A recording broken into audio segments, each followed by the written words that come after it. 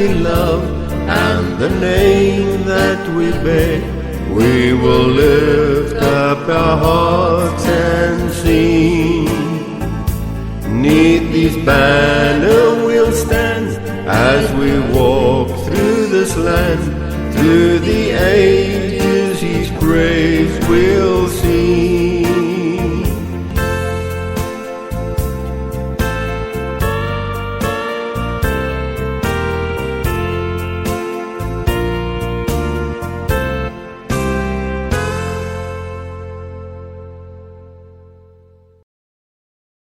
Please note, we have a technical hitch, so I'll say sorry.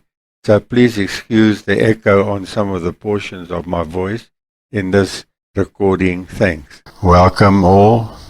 I'm Brother Harold Richard Porter, and we are an assembly of believers based in Roodepoort, Johannesburg, South Africa.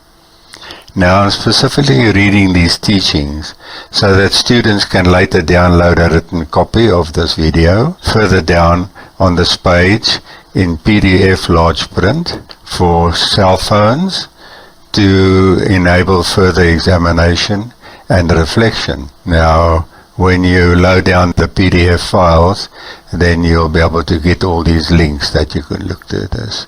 Now, after this teaching for the recommended full story on book number 3, which is the original true Hebrew surnames of the Eternal Father Yahuwah and His Son Yahushua HaMashiach, which is the Messiah, our Creator and Heavenly Father revealed. You'll also be able to find out what the Hebrew letters Yod Hei Vav Hei means, which translated into English is the YHVH.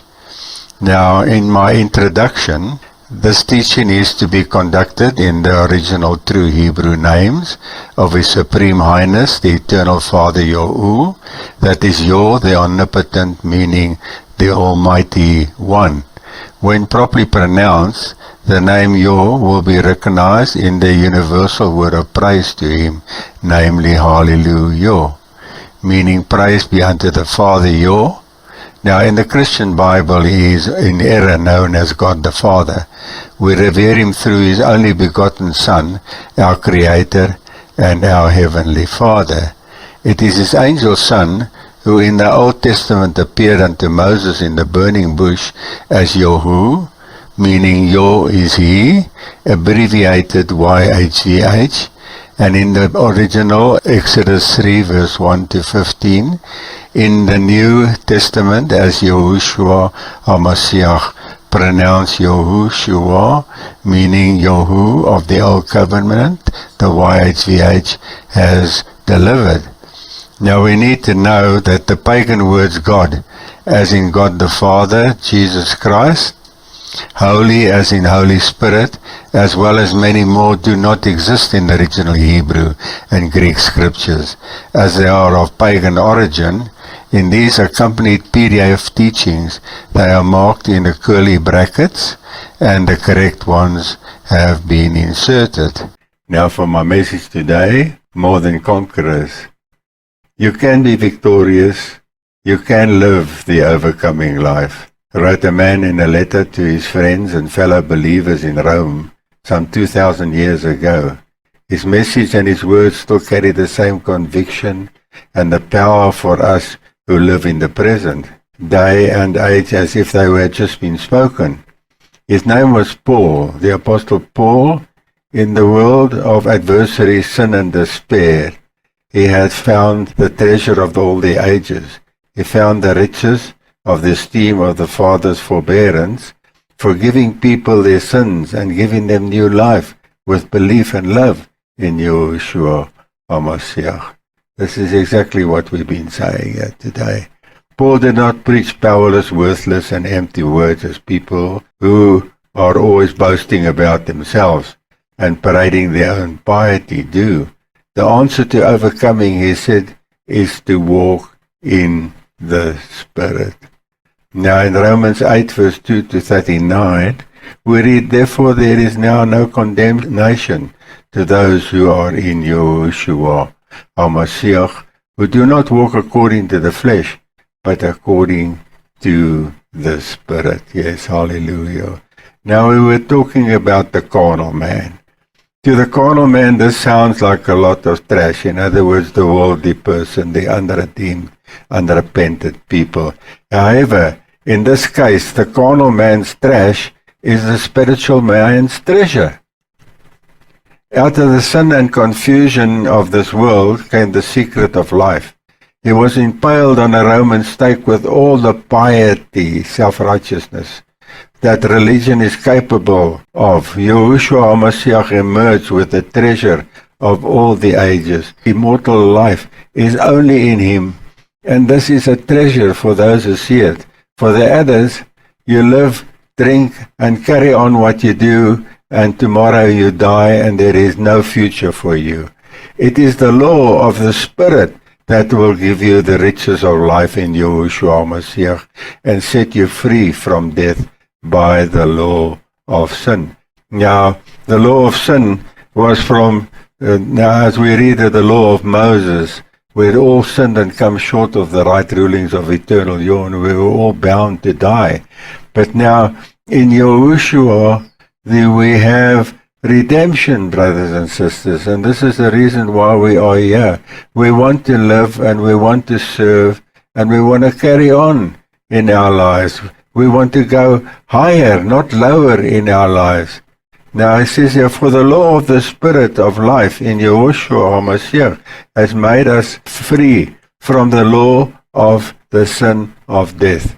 The whole carnal law of Israel, the only thing that the Israelites could do, because this penalty laid upon them, they could offer innocent little animals which could only cover the sin.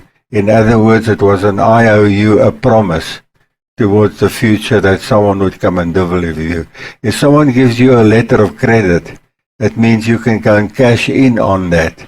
Now, Messiah gave them a letter of credit in covering with the covering of the animals, but it could not take away the debt. It took the death of a human being, a sinless human being, to come and die for you and me. We realized that we've all sinned, and we've all sinned and come short of the right rulings of the Eternal Father. So now who's going to redeem us? Man was in a terrible position. And Yahushua could say that there in the Psalms, it says, in a volume of a book it is written of me. He, answering to his Father, says, I delight to do thy law. So the eternal yours righteousness demands strict obedience to you and me. And we as human beings with a carnal mind, Paul says, is not capable of not sinning. So Yahushua himself, like I said, it was never recorded that Messiah ever told a joke. He had to stay so focused, because the moment that he had sinned, he was accountable to death. He had to live above the law. He did the most impossible. That's why Yahushua is our hero. He's not just our Heavenly Father. He is our hero. He had to come and walk that tight rope, and he was not allowed to be able to falter in any way, otherwise he would have had to die for his own sins. And you know what happened? He says, I come from above and you are from beneath. He took on humanity and he left his throne in heaven to become a human. But if he had sinned, then the wages of sin would have come on him, and heaven would have been empty without any rulership, because mankind, even the angels, would forever be doomed to death.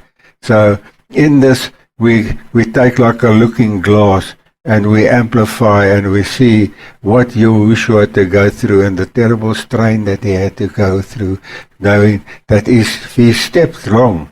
His whole creation, he was in the world, and the worlds were made by him in the universe. Eternal Yah created everything through Yahushua.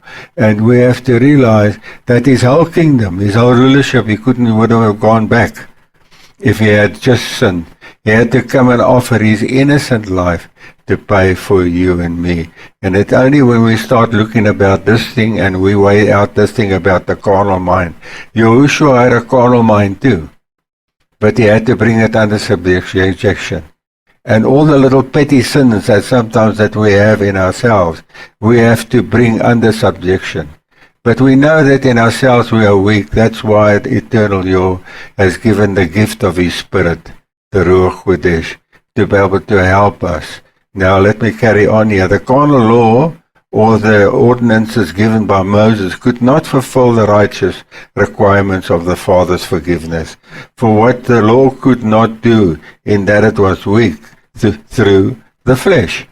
We couldn't come to those right rulings. The Father did by sending His own Son in the likeness of sinful flesh. He didn't come in sinful flesh, in the likeness with the same temptations of His, on account of sin.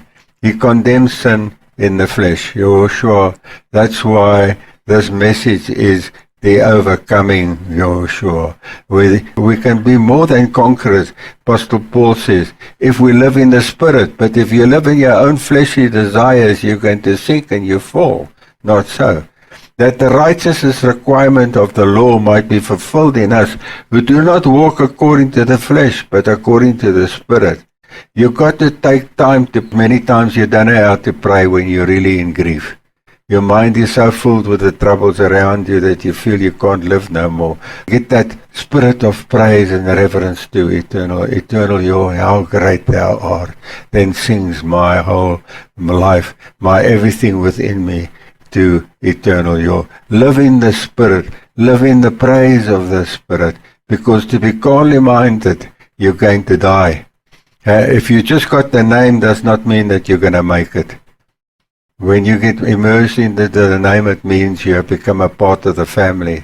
But you get bad children in the family and you get good children in the family too. And at the end of the story, the Father will decide by the Spirit that is in you and me. So now Paul is telling us, he says, the carnal-minded people focus their minds on carnal matter, whereas the spiritual person on spiritual things. We need to be able to take time in our dedication. I've given you all those little songs to play. You need to be able to take time to pray and to be able to live in the Spirit. You need to get up a bit earlier in the morning and give reverence to the Father and ask Him that His Spirit, His Ruach Kodesh, may cleanse you for this day above the evils that are above the things, you see. So we're the spiritual people on spiritual things. You've got to work on it. In Romans 8 verse 5, for those who live according to the flesh set their minds on the things of the flesh, but those who live according to the Spirit, the things of the Spirit. Death is the final reward to carnally minded people, whereas eternal peace and a life is the promise to the spiritually minded people. There is a reward to all these things, and we need to be able to ever be present upon it like Messiah. We need not to step wrong. Our carnal minds will always be pulling us to the negative side, but we need to walk in the Spirit. Death is the final reward to carnally minded people, whereas essential peace and life is the promise to the spiritually minded. We read in Romans 8 verse 6, for to be carnally minded is death, but to be spiritually minded is life and peace. So you have this choice in your life, how you model your life. You've got to work on your salvation, because the carnal mind is enmity against the Father, for it is not subjected to the laws of the Father, nor indeed can it be. It cannot be. It is the Spirit of the Father that lives within you, that is the weaker thing within you, that has to become the stronger thing. We need to get our carnal minds in subjection to the spiritual things. Yeah. So then, those who are in the flesh cannot please the Father. Now the Ruach Kodesh, now that is the spirit of separation in English, is the correct Hebrew name for the spiritual anointing oil of the Eternal Father, Yahuwah, the Most Mighty, who indwells His obedient children and separates them from the world unto Him. It is the same Spirit who indwelled Messiah, who unifies us as one body of people. If we do not have the Spirit and bear His name, then we are not His. Now in Romans 8 verse 9, but you are not in the flesh, but in the Spirit, if indeed the Spirit of the Father dwells in you, now if anyone does not have the Spirit of Mashiach, he is not of him. And if Mashiach is in you, the body is dead because of sin. Now this is a very hard thing, because our bodies are very aware of this carnal mind.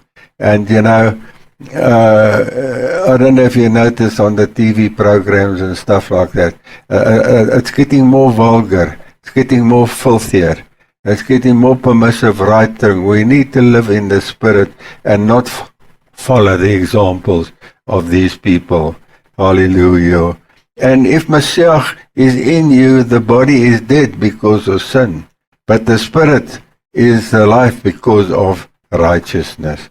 Now, the Spirit lives within you in righteousness. That's why when we enter into the Father's prayer, we ask Him, please forgive our sins and our trespasses, that His Spirit, His righteousness, because the righteousness and the awareness of righteousness will make you and me more than conquerors over death. Is that not so?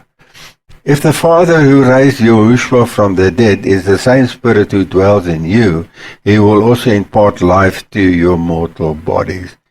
The prize out of all these things is to be able to achieve immortality.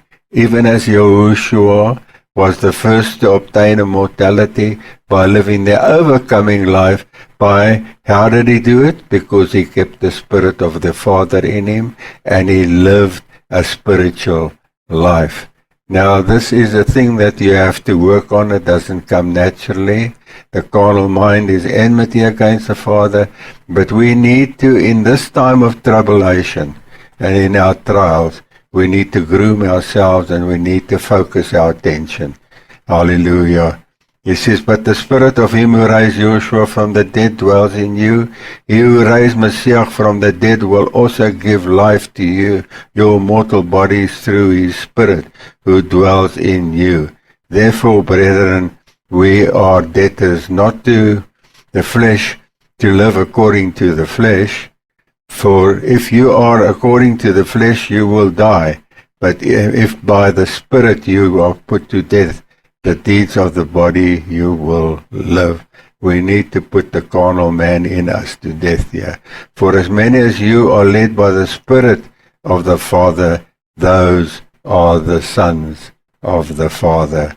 For you did not receive the spirit of bondage again to fear, but you received the Spirit of adoption, by whom we cry, Abba, Father. Now, when you get baptized in the name of Yahushua, you are no more longer a stranger, but you are adopted into the family of eternal Yah. And this family reveres Him as a true Father that He is. So we revere eternal Yah in Yahushua, our Heavenly Father. And the Spirit within us cries, Abba, Father. Abba meaning Father. The Spirit Himself bears witness with our spirit that we are the children of the Father. Those who have suffered with Mashiach, you see, I told you we're going to go through trials. There's a little country song says, I beg your pardon, I didn't promise you a rose garden. We are in boot camping, we are in training camp here, and we're going to be grilled. I remember in the army over there, we had to run with logs over us for miles and miles and miles while you had this corporal shouting on you. And inside of you, you really hated his guts. But in this, he was forming discipline to you and teaching you to be able to take orders. We need to be able to get away from our own self-sufficiency and to take our orders from the Scriptures, from the Father. And for this reason, the Father allows us to go through tribulations so that in this we can learn to get our priorities straight. Those who have suffered with Mashiach will reap the benefits of heaven's reward as His joint heirs to the appointed time to come. Now in Romans 8 verse 17, and if children, then heirs, and if we heirs, in other words, we are inheritors. He says, then heirs of the Father and joint heirs with Mashiach. So the Father looks upon us in the family of Yahushua as one whole body. And as Yahushua has inherited immortality through obedience to his Father and heaven's bounty towards the future, we will be co-inheritors as the family of Yah with him. We will become the Elohim, the immortals, because we've gone through these things and did not complain but learned from this. And in this, in our deepest needs, we've learned to be able to trust upon him to provide for us, not only for just in our circumstances, but for eternal life. Hallelujah. Indeed, if we suffer with him, that we may also be honored together. For I consider that the sufferings of this present time are not worthy to be compared with those esteemed which shall be revealed in us. For the earnest expectation of the creation earnestly awaits for the revealing of the sons of the body. When this whole body has been completed and the time has come, there are those before the altar that cry in Revelation and say, Father, how long still? When we look at these things, the time is not right yet, but the time is ripening. As we see, nations are rising up against nations. People are becoming more self-centered. They strive for richness and carnal things. They're not prepared. Murder is on every day. When we look on the news there, we just find murder, rape, child abuse, all these things. We know that the coming of the Father is coming nearer. But at the same time, as oil and water do not mix, the Father is separating the one from the other. And those that are filthy will become filthier more. And those that are set apart in their lives will become more set apart in their lives. Now, we have all experienced the feeling of complete hopelessness. Like we are human. We've all come that way at one time or the other. How else would we appreciate the words of hope when it is fulfilled? Now, Paul says in Romans 8 verse 20, the creation was subjected to futility, not willingly, but because of him who subjected it in hope. Because the creation itself also will be delivered from the bondage of corruption into the wonderful liberty of the children of the Father.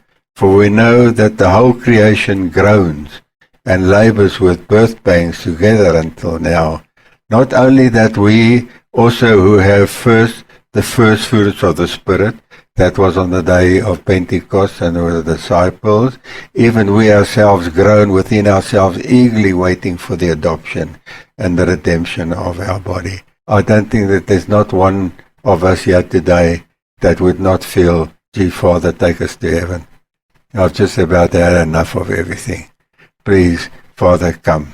Hallelujah. It is a fact that the carnal eye cannot see nor mind conceive what the Father has prepared for us. For this reason we learn to hope and trust in his word. Now, if everybody could see what heaven means, people living in the rural areas over here, specifically the blacks, all come to the cities because they want to come and find a better life. Is that not so? Now, if all these bad people had seen what is in the future, they would all, John the Baptist turned around when these scribes and Pharisees came to get baptized. He says, you're a bunch of snakes. Who has warned you of the good things of the Father to come? You don't belong with us.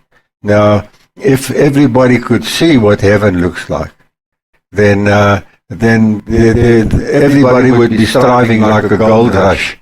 Everybody would be striving for the gold, and you'd have all the wrong people, and this whole scenario would be played out again. The Father is using this whole world as a sieve, and those that would walk in the Spirit would hope and they would trust in the Spirit for the better things to come. But those that are not in the Spirit cannot see these things because they are carnally minded, and in the end of the story, their reward will be death. Hallelujah. But to the righteous, immortality. For we are delivered in this hope, but hope that is seen is not hope. For why does one still hope for what he sees. This is what I say. So they got nothing to hope for because they see nothing. But you, through the eyes of the Spirit, have learned to trust and believe that the Father is righteous on his promise. He says, and that the eye has not seen and the mind cannot conceive the wonderful and the bounty that lays and the light that lays above it. We live in a world and then obviously in a universe with time to come, where a stranger will just be a brother and a sister that you have not seen. And the scripture says there in Malachi 2, there it says that nobody will say in that day, know Yahushua, for they shall all know him. He'll be their Father. Hallelujah. Why? Because we've gone through this great tribulation with hope, trusting on his word above our own carnal natures and our desires. We've run the race, the Apostle Paul says, and now the victory is over there. But if we hope for what we do not see, we eagerly await it with perseverance.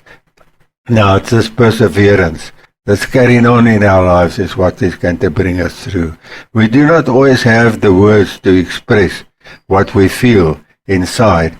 In actual fact, many a times when an extreme duress, we are so overwhelmed with our emotions that we are at that moment in time are incapable of any intelligent thought at all.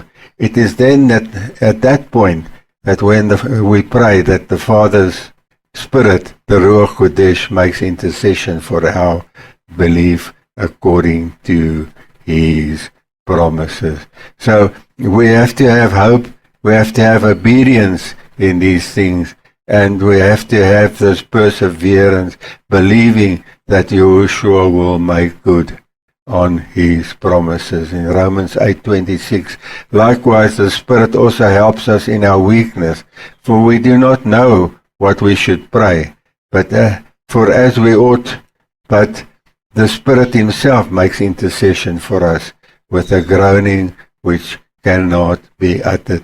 Many times you can fall down on your knees. I sing this little song, The Anchor Holds. There's times when the winds will blow so in your life and your little sails in your little ship are all torn to bits at that time. But if you've got this anchor, it will hold you in the time of the stormy seas of life. Is this not so? This is what our belief is, the pagan word faith. Our belief, our perseverance, that we need to be able to strive. And we are being put in, the Father has allowed us to go through many of these things. I thank the Father we're not living in the Roman time where people would come and stick swords into you. When Constantine came with his Christian religion, they came with the sword too. If you did not recant from your belief and follow his preachings over there, they used to kill you. They were martyrs, they fed you to the lions. These people, they made sports of you. These cruel people. So we need to stay focused, brothers and sisters. Now he who searches the heart and knows the mind of the Spirit is because he makes intercession for the believers according to the will of the eternal Father, Yahuwah. And we know that all things work together for the good of those who love the Father, to those who are called according to his purpose. We need not feel so insecure. Long before we were even born, he already knew us. He then already predestinated us to be delivered, justified, and to receive honor by becoming conformed into the likeness of his Son. He who, according to the order of his family, is the first, the elder of many brethren. Yahushua, our Heavenly Father, became our elder. He became our he is our Heavenly Father, but he became a human being for you and me. Now in Romans 8:29, for whom he foreknew, he also predestined. So in other words, the Father could look forward into time. Eternal Yah is not subjected to time in a linear motion. He can see your beginning and ending all at the same time. as I've said many times, when you stand in front of a block of flats, you've got all these little post boxes over there, and one of them is yours. Now, he's got all these post boxes of time.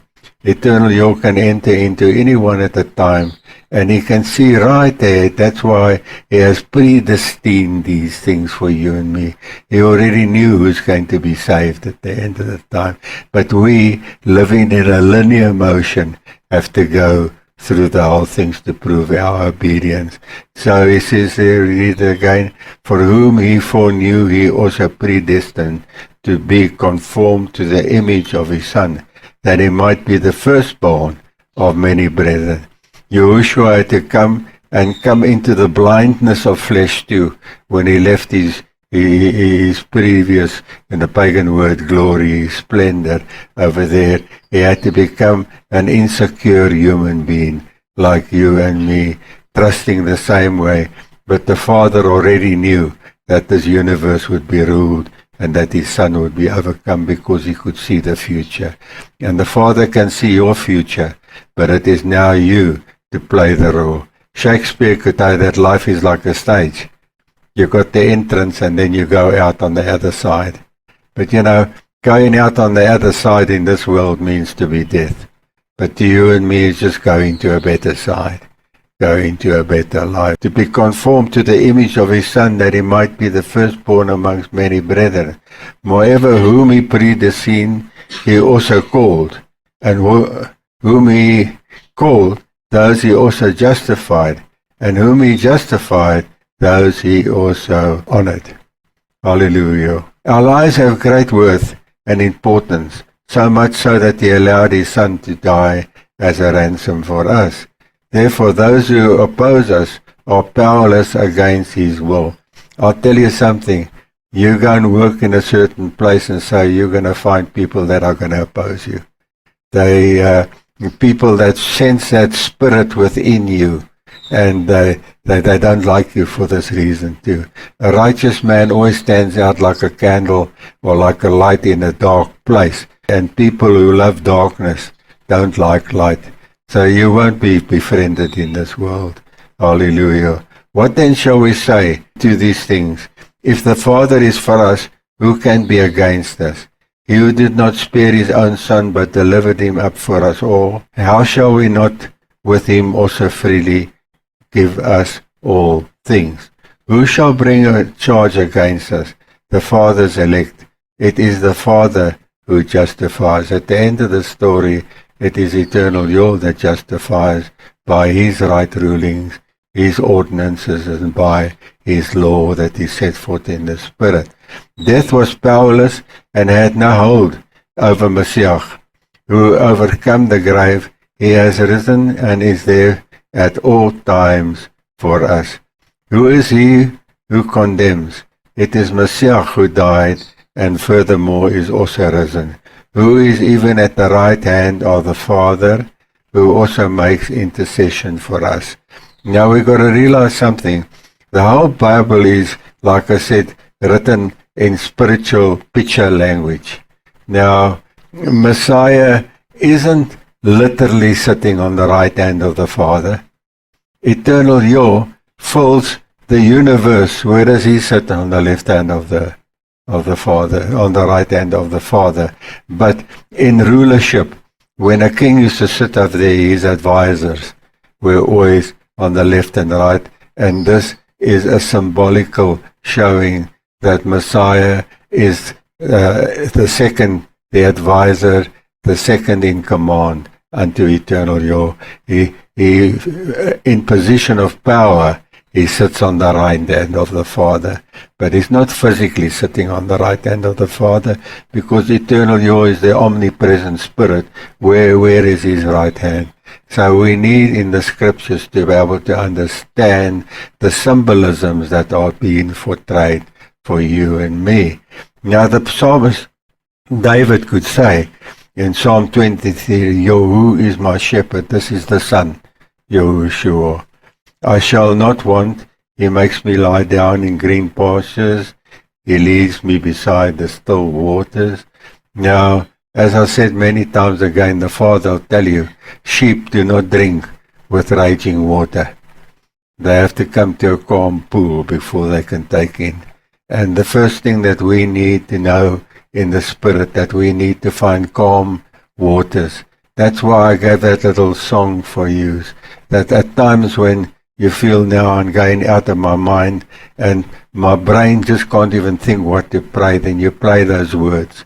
Those 3 melodies that I put in there will put you into the right space. He restoreth my soul. He leadeth me in the path of righteousness for his name's sake. Now, people read this over. The Christians read it over. But I tell you something, all these things come for his name's sake. And his name was not Jesus Christ, that I can tell you. There is salvation in no other name. We have to come to the name of Yahushua HaMashiach before the Father, before we can enter. Children bear their father's name.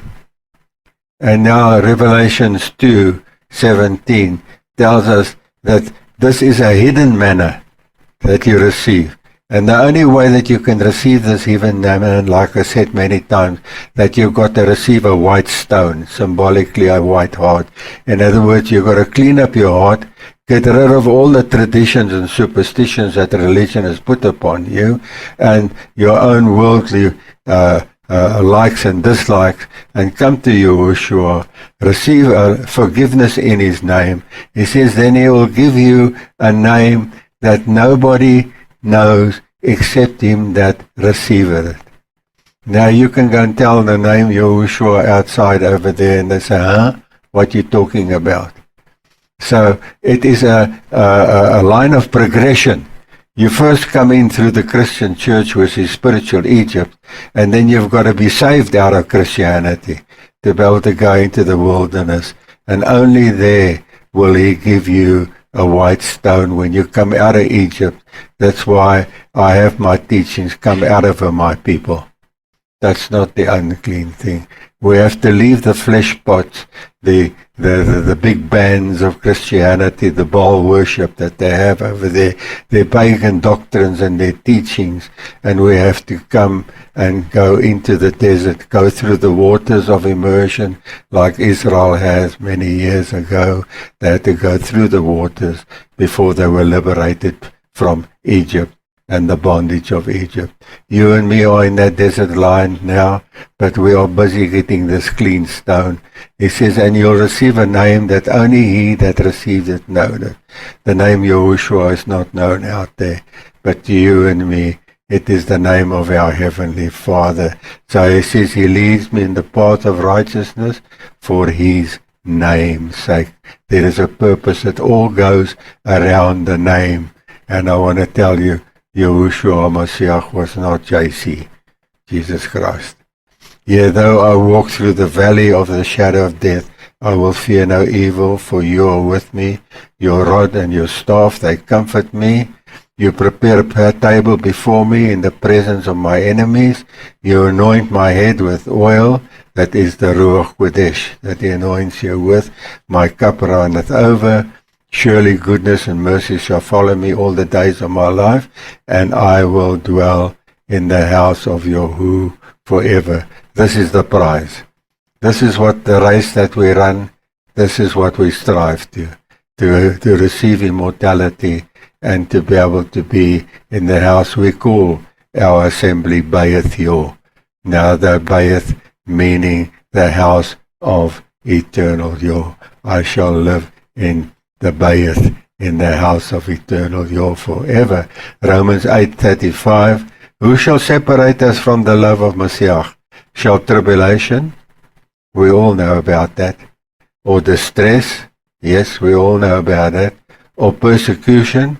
Sometimes your family even will hate you for this name. Or famine? Or nakedness? Or peril of sword? As it is written, for your sake we are killed all day long. We are accounted as sheep to the slaughter.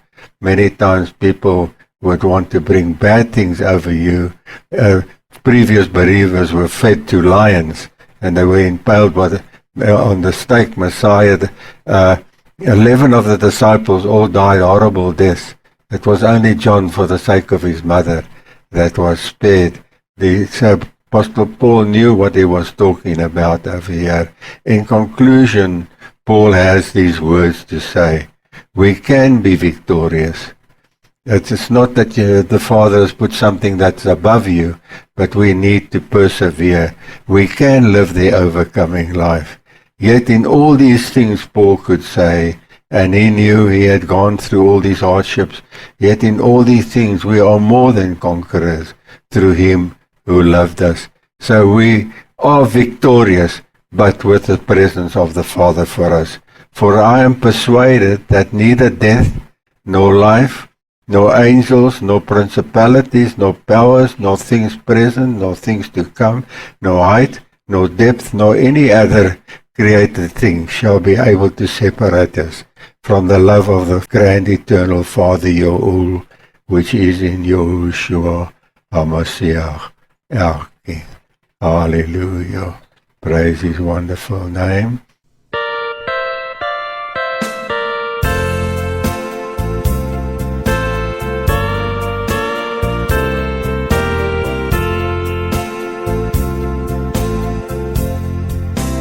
For his word that we love and the name that we bear, we will lift up our hearts and sing. 'Neath this banner we'll stand as